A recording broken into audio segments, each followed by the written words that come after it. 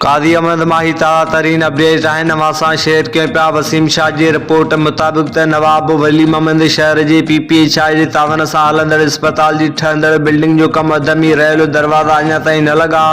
Tender थी वियो आहे, कम जल्द शुरू थींदो। हलंदड़ महीने 35 डिलीवरियूं कयूं। डॉक्टर नाइला तफ़सील मुताबिक़ नवाब वली मोहम्मद शहर जी अस्पताल जेका क़ौमी शाहराह ते आहे, जेका PPHI जे तावन सां हलंदड़ नई ठहंदड़ बिल्डिंग जो कम अध में रहियल आहे। काफ़ी अर्सो गुज़रण बावजूद दरवाज़ा न लगी सघा। इन सिलसिले में मीडिया से ॻाल्हाईंदे अस्पताल जे इंचार्ज डॉक्टर नाइला ॿुधायो त बिल्डिंग जे रहियल कम जो टेंडर थी वियो आहे।